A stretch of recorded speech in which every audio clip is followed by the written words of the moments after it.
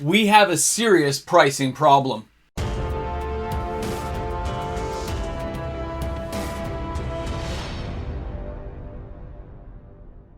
Hi everyone and welcome back. MTG Moxman here. If you're new to my channel and you've just found me in this nacho cheese universe of YouTube, thanks a lot for checking out my content today. I hope you enjoy it. Remember to hit that subscribe button, join in the fun. It is free to do and helps support the channel and allows us to get closer to our 7,500 subscriber pizza party live stream, but as well moving on to 10,000 subscribers, and the epic party that will follow will be something to talk about. But we'll get there when we reach 9,000 subscribers. We'll go over the rules for that party. So this question, it's been asked a lot of me lately. A lot of emails pertaining to this particular topic. So I thought it was time to do a little video, go over some of the stuff that I've been aware of, as well as letting you guys know what I know. And that is, price memory sucks. Okay? I've had a lot of emails about people asking me certain cards, certain sealed product, should they be buying it? Is this the time? The dip is happening here, should I be grabbing that card?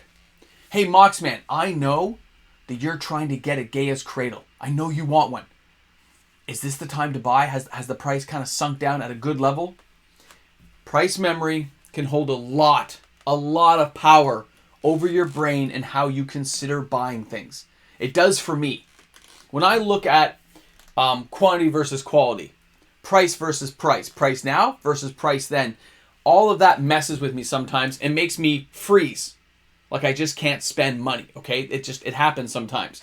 And I just kind of start stuttering here and go, I just didn't buy it. I missed out on that deal. Price memory can be brutal. Going to a McDonald's 7 years ago and having the 2 can dine for $8.99 coupon. You know the ones that come in your mailbox? All these McDonald's coupons, $350 in savings. And you look at that and you see you've saved money. You're like, hey, instead of paying $11.99 for this combo, it's only $8.99. This is a good deal. But now when you get those coupons in the mail, it says, hey, 2 can dine for $12.98. I'm going, $12.98? When was the last time I ate at McDonald's? So you go and look at the menu and you see like a combo is like $13 per combo now. It is brutal out there because minimum wage goes up. You got to pay your workers more. It's not like the stores are going to lose money. They just add to the price menu. They say, hey, this is going to cost this much more because I have to have so many workers making this much money. I have to contribute to their taxes, to their EI, to their retirement. I get it. Prices go up. Inflation happens. And it sucks because your memory reminds you of what prices were like. I remember having a family friend. One of my buddies, his dad collected old chocolate bar wrappers. And he showed me some wrappers from I remember this in high school. And he showed me these wrappers from the 1940s and 50s. And it had these huge chocolate bars, just massive chocolate bars. 150 gram chocolate bars. And they were 20 cents, right? Super cheap, ridiculously low. And you're like, whoa, that chocolate bar is huge. And he goes, look at the same Mr. Big bar today. And it's I think back then it was a 65 gram bar. It's like this, and it was much thinner. I'm going, wow. He goes, you notice the king size bars are kind of like the bars that were in the 70s. This is a bar from the 50s. They shrink it and they charge you more. And a lot of packaging companies have become masters at this. Bacon went from $500 to $375, right? Big, huge thing of burgers, frozen burgers went from 1.6 kilo to 1.2 kilo. You see where I'm going? Price memory, though, reminds you of what the price was and how much was there, especially if it's a product you used to buy a lot of. So when it comes to Magic cards, Wizards is just getting into this now with the set boosters. Oh, we're giving you more, but we're packaging less and it weighs less. Okay, so they're getting involved. It's starting to go that route. I understand. Instead of fat packs having a couple of novels and some things with real weight, they switched it all around. Instead of 2 boxes in a fat pack, it's 1 box of fat packs. Instead of regular boosters being 10 booster packs, it's now 8 set boosters. That weighs less. It costs them less to ship. They make more money per unit. I understand that. But when it comes to the secondary card market of Magic, and you go back and you say, hey, I like that Savannah Revised. In 2021, right around January, that thing was $220. And now it's almost $500. Well, part of that is inflation. The card was underutilized. People are just recognizing how great the card is. And a lot of people decide to buy that card in the last year. Supply and demand. The card went up. and there's less available in the market for people to have. So that is the new price. That is the new reality. Time Twister used to be the worst of Power 9. It used to be the worst. Nobody cared about it because it helped your opponent. I remember playing games, but what I would do is I would nuke their graveyard. I would always Tormund's Crypt the graveyard before I twisted, so I could get a whole new hand, but they wouldn't get their recycled cards from the graveyard back in. But it was considered the worst. And now, it's one of the most expensive because it can be used in Commander, depending on the format it's going into. It has a utility to it.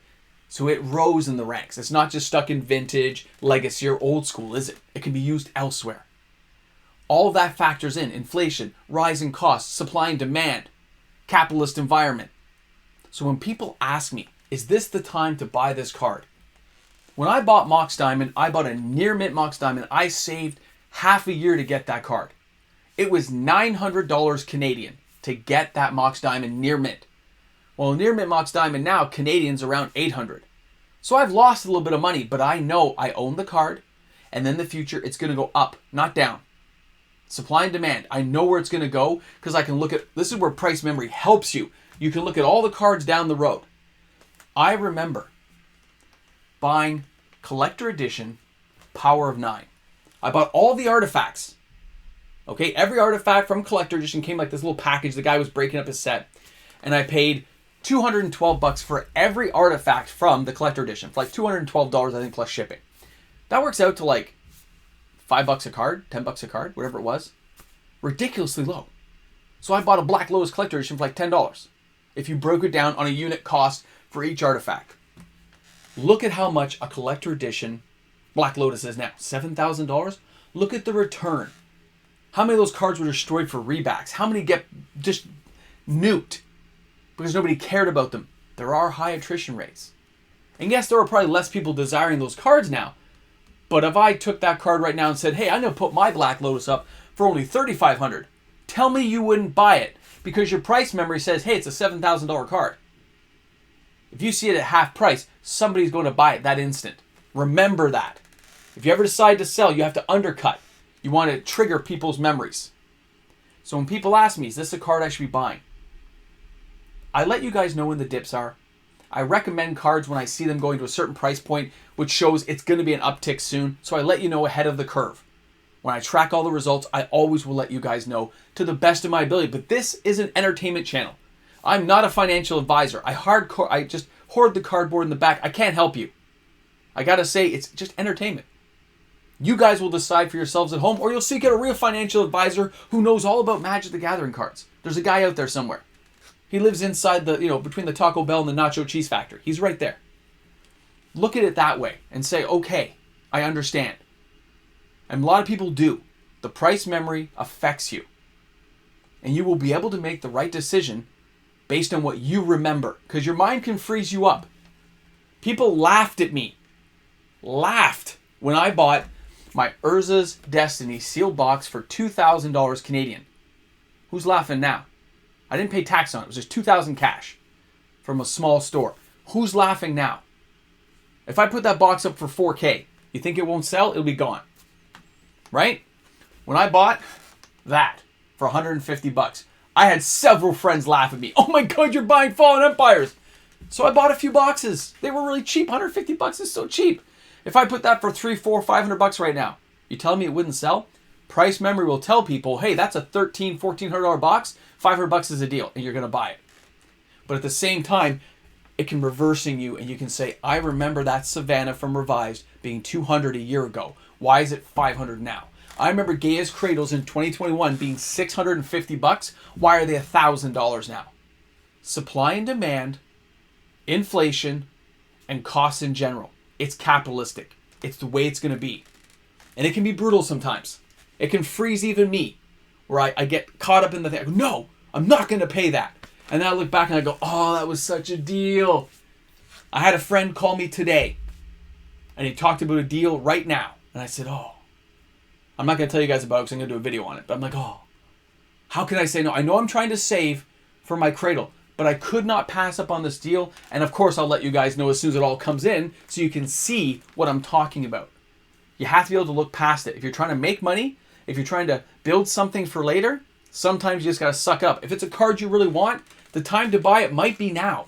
Assuming you can afford it, have spare cash, and it can't go on a credit card and sit there for 6 months earning them interest. You can't do that. That's the brutal thing.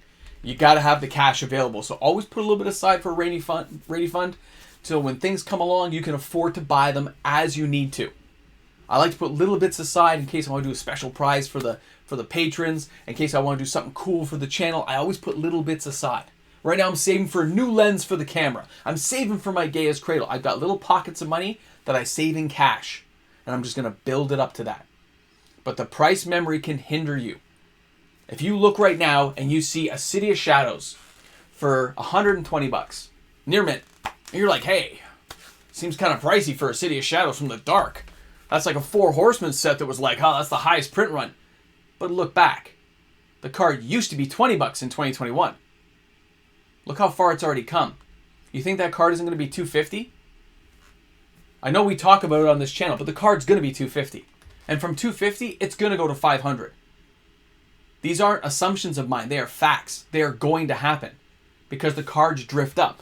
And as people find new uses for these cards, which I'm seeing in Commander, it'll get used up, especially in Commander format where so many people build multiple decks. As I'm learning, I'm getting creamed. I got to finish my other 2 decks, by the way. Totally off topic, I realize, but I got to finish that deck because I'm just getting slaughtered. But that's how it happens. Price memory can freeze you. But understanding what price memory is and where it's leading you. If this is what it was and this is what it is now, where could it go? And understand it still could go to 0. At any of these times, the card can go to 0 when you're talking about a piece of cardboard. You have to be accepting of that. Never take on more risk than you're willing to do. But don't get frozen by price memory. If you have the cash, if you're only talking $100 difference, and that's freezing you from buying a dual land, just ask yourself, will the dual land go higher? Look at the history of the card. Look up the card. Send me an email. I'm happy to help you guys. You know I am if you're on my channel. Always happy to answer a question if you guys hit me up with an email. I get it. It can be really daunting out there to follow and track the prices, and that's what I like to do. So, hey, it all works out for everyone. Crazy stuff, guys. But yeah, the pricing problem is real. It can freeze people up. It can stop you from making some of the decisions you should be making. But building wealth for later means sometimes taking little bits of a risk and doing things you don't normally expect yourself to do. I know with me, building for retirement has been like a real daunting task, and I'm not good at it, so I just kind of chip away at every paycheck and say, $40 here, $30 there, and then I slowly buy 1 share of a stock in my TFSA. Small steps, little crumbs together, eventually make a whole piece of bread. Enough of those crumbs, enough of those pieces of bread, you got a whole loaf, you're working your way to retirement, 1 step at a time. And if it's the cardboard collection you're trying to build, you do it 1 card at a time. I usually start with the worst card and try to work back from there. I understand. Brutal times out there. So if you have any questions, comments, concerns, make sure you smack those down in the comments section. I'll be happy to get back to you guys. If it's a more detailed question, you go ahead and you hit me up with an email. I'll be happy to answer the question for you as soon as I get it. Looking forward to talking to you guys soon. Have a great day today. Pricing memory, man. Small steps, man. Small steps. Bacon. And of course, another big shout to each and every one of my fantastic patrons on the channel. I hope everyone's having a rocking good day, chilling out, maybe having some nachos and cheese, jalapenos on the side with a big meat lover's pizza. That's a great Sunday. Well, here we are at the end. You've made it, my friends. You're wondering what card is going in the 10K box. I know, because we are getting closer. Every day is a step up. We have so many new subscribers joining to the channel. I welcome them all aboard. Most of them are not going to realize they should watch to the end of the videos like you guys out there. But that's okay. We're going to add in Treasure Cruise today, because why not? Treasure Cruise was a great card. Remember in Konzatark here where this was like a huge thing? I remember, man. I remember. Taco Bell remembers. My nachos and cheese. They remember this. I shopped smart, and I shopped at S-Mart, and I bought these. And then they went to nothing. I remember those days. You know what? That's okay. It's okay. Because it's still an awesome day to be playing Magic. Don't forget to bring a friend to Magic. Look forward to seeing you guys soon, man. Have a great one.